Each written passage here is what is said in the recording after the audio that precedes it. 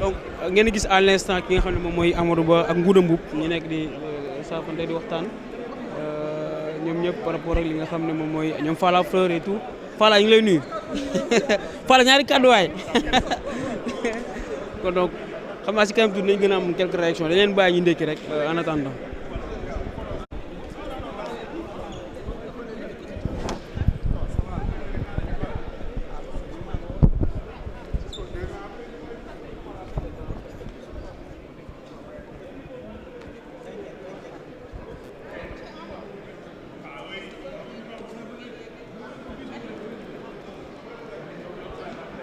Est renforcé grâce au référentiel qui a été méthodiquement documenté, mais aussi qui se situe dans un pragmatisme visionnaire, puisque les 4 grands axes sont des actes majeurs qui permettent d'impulser et de propulser quand même donc le Sénégal du futur. Et à ce niveau, on peut dire tout simplement que ça embrasse tout le Sénégal et toute l'économie, ainsi que tout ce qui est d'ordre institutionnel, politique, étatique, social, culturel et économique. Il faudrait dire tout simplement qu'en réalité, donc, le travail qui a été fait, c'était un travail, n'est-ce pas, de qualité. C'est un travail professionnel. Et c'est pourquoi d'ailleurs ça a pris tout ce temps. Et aujourd'hui, ce que l'on peut retenir, c'est qu'en réalité, toutes les couches et que donc tous les secteurs s'y retrouvent. Dans la mesure où, en réalité, c'est synthétique certes, mais ça a été très, très bien documenté. Et au-delà, c'est tellement élargi que ça embrasse toutes les bases. Au niveau, en réalité, organisationnel, par exemple, ce que j'ai retenu, c'est qu'en réalité, donc, structurellement, rien n'est laissé en rade,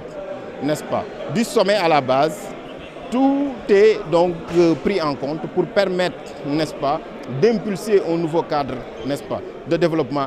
économique. Les politiques publiques, au-delà de leur territorialisation, au-delà de l'équité même, en réalité, c'est leur adaptabilité. C'est-à-dire que l'adaptation par rapport au secteur. Et aujourd'hui, ce que j'ai retenu le plus, c'est qu'en fait, c'est par rapport aux spécificités de chaque région que les pôles ont été construits, les 8 pôles, pour pouvoir impulser, n'est-ce pas, une nouvelle dynamique du Sénégal. Par rapport, n'est-ce pas, à la concentration de l'économie nationale au niveau de Dakar, aujourd'hui, on aura en réalité donc une déconcession par rapport à cela. Et aujourd'hui, dès qu'on a, n'est-ce pas, entendu ce qui a été dit, de façon structurée, on a vu clairement que donc, en réalité, donc, c'était quelque chose de majestueux, mais au-delà de ça, c'est quelque chose de réaliste et de réalisable. Un référentiel complètement en déphasage avec le PSE, comme beaucoup l'ont constaté. Alors, qu'est-ce qu'il y a selon vous de nouveau par rapport donc, à ce que Macky Sall avait proposé Oui, je vous donne l'exemple précis. Ça veut dire que dès lors qu'on vous dit qu'en réalité, il n'y aura pas de groupe de travail, par exemple, pour le financement ou bien même pour le remboursement donc, de la dette. Ça veut dire qu'en réalité, on se fonde sur le développement endogène. Et figurez-vous bien, n'oubliez pas que le Premier ministre, le Président de la République l'avait instruit à l'occasion d'un Conseil des ministres pour la préparation, ne serait-ce que d'un projet de loi, sur le patriotisme économique et la souveraineté économique. Et c'est ça la rupture aujourd'hui. Au lieu d'aller chercher de l'argent ailleurs, au lieu d'aller s'endetter à un niveau exponentiel, puisque par exemple, on nous a dit que 57% des ressources mobilisées ont servi au paiement de la dette.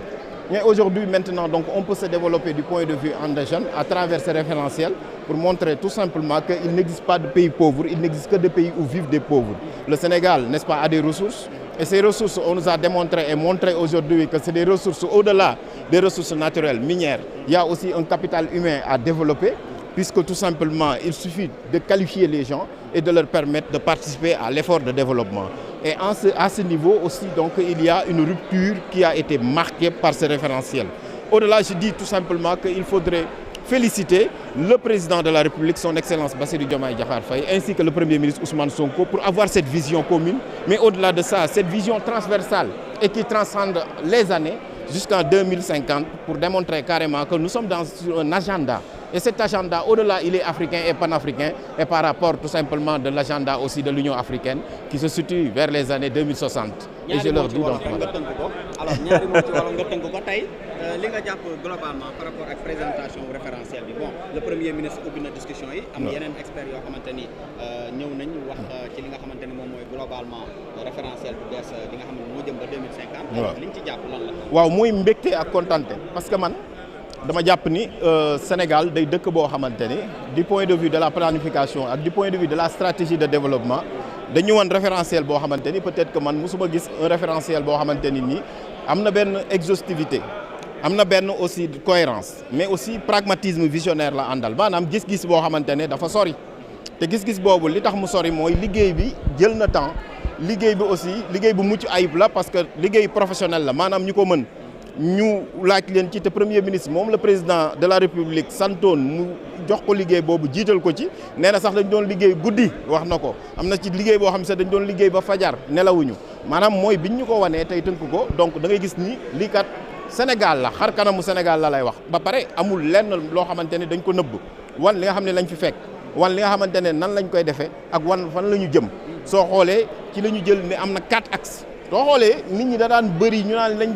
def lii mais de façon synthétique maanaam dañ ko jël ñu wane ni lii kat bu ñu ko defee am na fu ñu war a mën a jëm ñu jël aussi li nga xamante ne mooy aménagement territoire maanaam Sénégal ni mu tëndoo ñu ni juróom-ñetti pàcc buñ ko xaree buñ ko defee dinañu mën a tey dooleel koom-koomu Sénégal waaye Sénégal ñi fiy juddoo dëkk fi màgge fi aussi dinañ fi mën a toog am koom-koom ba pare bokk ci. et ci kaw loolu ñu wane ni nag donc ku ne fa nga dëkk am na fa loo xamante ni ci koom-koom bu Sénégal mën nañ ko fa développer nga gis ci sa bopp. loolu yëpp ñu boole ko ci la ñu wanee même ni Dakar sax nga xamante ne moo ëppale ci koom-koom fii ak juróomi at Dakar ci koom-koom boobu noonu moom am na loo xamante ni koom-koomam danañ ko jël yóbbul ko ñeneen ñi parce que ñeneen ñi mérité nañ ko te mën nañ leen développer beneen bi si topp mooy lii di Afrique ñu wane ni kat ñun am na ci loo xamante ne ñu ngi koy liggéey te liggéey boobu noonu dina permettre ba nga xamante ne tey fii Afrique nga xamante ni Union africaine dafa am lu mu teg agenda le président de la République ak le premier ministre agenda lañ teg ñoom tamit muy arrimé ci agenda boobu. beneen bi si topp nag bi gën a am solo mooy li nga xamante ne mooy leb gi ñu doon def leb googu noonu dañ koy wàññi nu ñu koy wàññee mooy maanaam dinañu dem ba nga xamante ne du ñu lebi bitim réew mais fii ci dëkk bi la ñuy créer n'est-ce pas des emplois de la croissance de la valeur ajoutée ñu mën ko jël Sénégalais yi gis ci seen bopp su ko defee nga xamante ne li ñuy fay du mën a diis parce que wane nañ ni ci budget bi soo jëlee donc 57% ci li ñu mobiliser les recettes n'est-ce pas ci li ñu mobiliser les recettes lépp dafa doon dem vers le paiement de la dette te loolu noonu day wane yu PIB mu wan la ni kon Sénégal boo xoolee donc koom-koomam bépp donc da ko doon jël di ko fayee n'est-ce pas lu mu leb tey nag dañu wane ni donc moo tax gisoo fi groupe de travail gisoo fi dara sénégalais yi la ñu woo ni leen lii kat pour Sénégal la pour Sénégal lu ëllëg mën sa bopp mënal sa bopp mais au-delà de ça defar dëkk boo xam ni patriotisme économique ak souveraineté économique moo koy doxal. jërëjëf. Miser sur le capital humain, miser également sur un modèle de financement innovant, mais sortir complètement de ces schémas dans lesquels on a installé notre pays depuis les indépendances, ce qui a fait que le Sénégal, qui était bien parti en 1960, avec des pays comme la Corée du Sud, vous avez vu la comparaison qui a été faite dans la présentation, mais aujourd'hui, malheureusement, tous ces pays-là avec lesquels nous avions le même PIB, aujourd'hui, sur l'indice de développement humain, nous ont dépassé sur tous les plans. Mais c'est ce rattrapage-là, ce plan de rattrapage que le gouvernement veut faire avec un type de financement qui est complètement différent en s'appuyant sur notre développement